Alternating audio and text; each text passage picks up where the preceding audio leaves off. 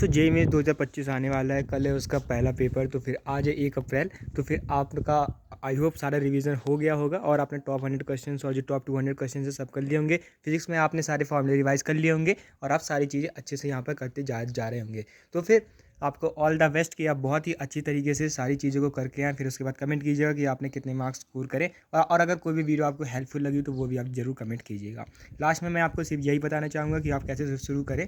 तो ऐसे as such तो मैंने कभी जेईई मेंस एग्जैक्टली दिया नहीं है, लेकिन इतने सारे पेपर्स को देखने के बाद मुझे पता चलता है कि जैसे कि आप देखेंगे तो शुरू के फिजिक्स और केमिस्ट्री में आप पहले केमिस्ट्री से शुरू करें। इनऑर्गेनिक के जो चैप्टर्स हैं, ईजी वाले चैप्टर्स हैं, उनके आप क्वेश्चन बहुत आसानी से कर सकते हैं। पीरियोडिक टेबल और कुल मिला के 4-5 चैप्टर ही है उसमें, उसको आप आसानी से कर लीजिएगा। उसके बाद पीरियोडिक टेबल के बाद केमिकल बॉन्डिंग के बाद कोऑर्डिनेशन, डीएनए ब्लॉक, वो जल्दी से आप खत्म करके 10-15 मिनट या फिर 20 मिनट मैक्सिमम लगा कर उसके बाद आप ऑर्गेनिक में चले जाइएगा। पहले तो आपको सिंपल दिखेंगे रिएक्शन में जो हमने किए हुए हैं, और उसके बाद थोड़े बहुत एक आध न्यूमेरिकल टाइप आपका होगा, तो उसमें अच्छे से कैलकुलेशन आपको करना होगा। फिर उसके बाद फिजिकल केमिस्ट्री है, तो उसमें भी आप आसानी से कैलकुलेशन कर लेंगे। सिर्फ कैलकुलेशन का ध्यान रखिएगा कि आप यूनिट वगैरह का ध्यान रखें, बाकी सारी चीज़ें आप बहुत आसानी से कर लेंगे अगर आपने सारे वीडियोस देखे हैं और अपने नोट्स को और सारी जो फॉर्मूले हैं, सारे पीवाईक्यूज को अच्छे तरीके से आपने रिवाइज़ किया है। इसके बाद मैथ्स आता है, तो मैथ्स तो वैसे भी टफ ही आता है।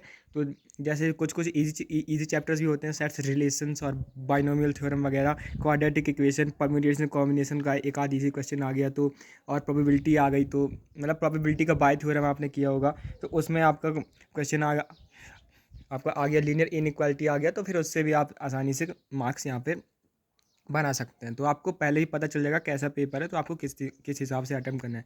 बस आपको कूल रह के अटेम्प्ट करना है, क्योंकि बहुत आसानी से हर साल स्कोर करते आए हैं, मतलब हर साल सीनियर्स और जूनियर्स साथ साथ दोस्तों यहाँ पर स्कोर करते आए हैं, और अब आप भी बहुत अच्छा करेंगे। इसकी टेंशन मत लीजिएगा कि आपने ये पढ़ा नहीं वो पढ़ा नहीं, कोई भी सारी चीज़ें पढ़ के नहीं जाता है, वो लक फैक्टर होता है, और जो चीज़ें होती हैं वो वहीं पे आप डिसाइड करते हैं। किसी क्वेश्चन के ऊपर आप ज़्यादा टाइम मत लगाइएगा, क्योंकि हर क्वेश्चन आपको 4 मार्क्स दे के जाएगा।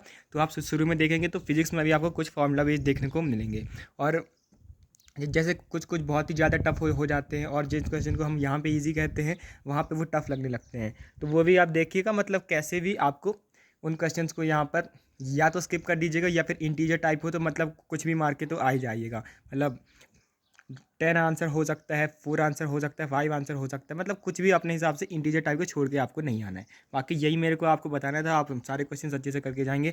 फिजिक्स का आज हम एक वीडियो ला देते हैं, और फिर उसके बाद वो आप करके जाएंगे, बहुत आसानी से दोस्तों आप क्लियर कर लेंगे। फॉर्मूले अच्छे से कीजिएगा, रिवाइज अभी आप ज़्यादा मत कीजिए, मतलब आप कूल रह के पेपर दीजिएगा, उसके बाद एडवांस की तैयारी भी की जाएगी। थैंक्स फॉर वॉचिंग, और आप दोस्तों अच्छे से करके आएंगे, और आके कमेंट कीजिएगा कि आपका कितनी हेल्प हुई और आपने कितना यहाँ पर अच्छी तरीके से किया।